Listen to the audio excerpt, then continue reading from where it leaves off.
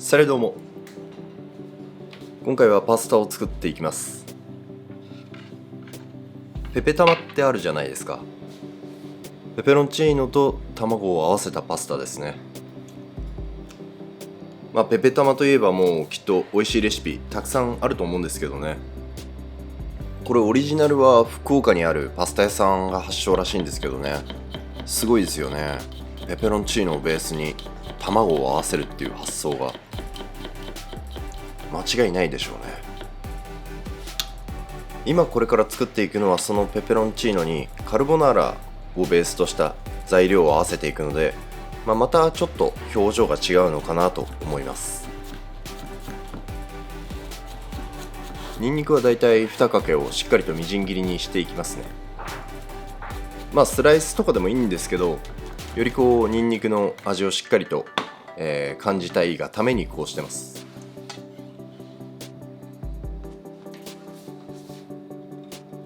あとはベーコンもカットしていきます。ベーコンはやっぱり結構うまみがはっきりしてるんで味を決めやすい気がしますね。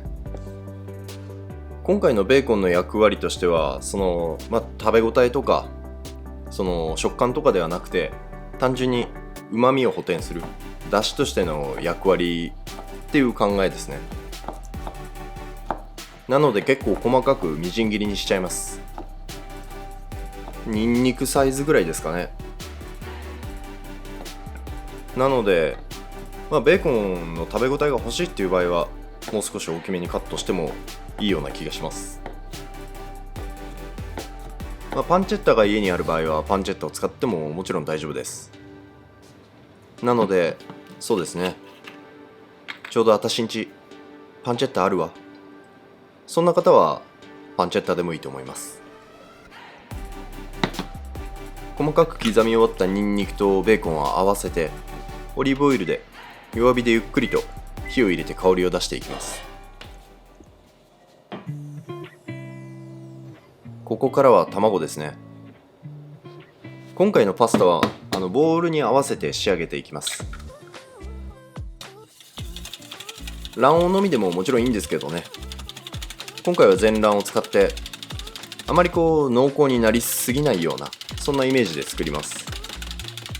なのでここも正直お好みなんですけど、がっつり濃厚に作りたいっていう場合は卵黄の方がいいと思いますね。あと今この時点で少し合わせだしを軽く加えました。うまみの補填ですね。卵黄で作る場合はもしかしたらいらないかもしれないです。ベーコンのうまみだけで十分。それと今回は豆板醤を使っていくんですけど、これが要はあれですね、ペペロンチーノのイメージ、唐辛子です。あとはいしりも少し魚のうまみ香りを加えるためにアクセント程度ですね。それで弱火にしておくと、そんなに色づきもせず焦げもせずいい感じにシュワシュワなってるんで、香りが出てきたらもう引き上げちゃいます。これはパンチェッタを使う場合だと先にパンチェッタ炒めて香ばしくしてからの方がいいかもしれないですね。香ばしくなってからニンニクを加える。ベーコンの場合はもう十分スモーキーな香りとかもあるんで、あんまり香ばしい香り移す必要が今回はないのかなと思って、そういった意味もあってね、一緒に合わせちゃいました、最初の時点で。それであんまりにも熱々の状態だと卵がね火入りすぎちゃうと思うんで、軽く粗熱を取っておくというか、完全に冷ます必要は全くないんですけどね、あったかい状態になったらもう大丈夫です。マヨネーズを作るような感じでちょっとずつオイルを足していきます。そんなにね神経質になる必要はないんですけど、しっかりと攪拌して乳化させておきます。ちょっともったりしてくるんですよね。フランス料理のオランデーズソースっていう卵をベースにしたソースがあるんですけど、それを作る時の工程とちょっと似てるかもしれないです。最終的な卵の火入れの調整はパスタを合わせてからになるんで、だいたいこの辺りで止めておいて大丈夫です。そしたら次はパスタを茹でていきます。パスタの茹で汁の塩はいつもよりちょっと控えめでいいような気もしますけど、ソースの方がねかなり味がしっかりしてるんで、今回は 0.5% ぐらいにしました。ここからはパスタが茹で上がるのを待つのみなので、ソースの方も最後の調整をしておきます。黒胡椒ね、忘れないようにしてください。これがねないと始まらないんで。これでやっと始まった感じですね。はい。ここからはなるべくゴムベラ使った方がボウルの周りにこびりついたソースしっかりとパスタに絡めることができるので、ここでね結構見るとまだシャバシャバなんですよね。卵にももちろん火が入ってない状態なんで、さっきパスタを茹でておいた鍋の上で湯煎代わりにして卵の最後の火入れですね。あまりこれはもう慌てる必要はなくて、ゆっくりと麺にソースが絡まっていくのを確認しながら仕上げていきます。ただ一点注意したいのは下のねお湯はちゃんと沸いてる状態にしてください。そうしないとちょっと温度が低すぎて卵にねなかなか火が入らないんですよね。そうしますとねパスタも伸びていって伸びたみたいになっちゃいますから。すいません。こう見るとさっきシャバシャバの状態だったソースがしっかりと絡まって程よいとろみがついてますよね。これぐらいになったら OK です。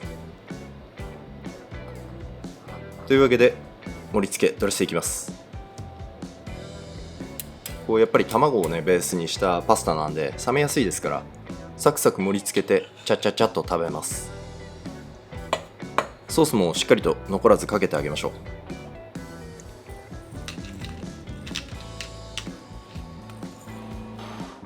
あとはお好みで仕上げの黒胡椒も。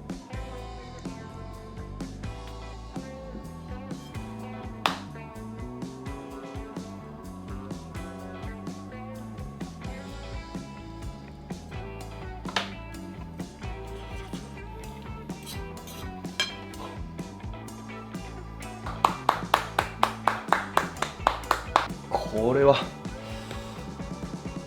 うまっ。ペペロンチーノとカルボナーラ好きな人はこれは大好きでしょうよ。豆板醤がすごいバランスいいな。ピリッと辛いしうまいし、和だしもちょっと入ってるからそのうまみがうまく全体をまとめてくれてて食べやすいですね。ベーコンと和だし、ね、それぞれのうまみってすごいよく合うな。というわけでペペ玉のレシピでした。よかったらぜひ参考にしてみてください。それじゃまた次回の動画でお会いしましょう。アビアント。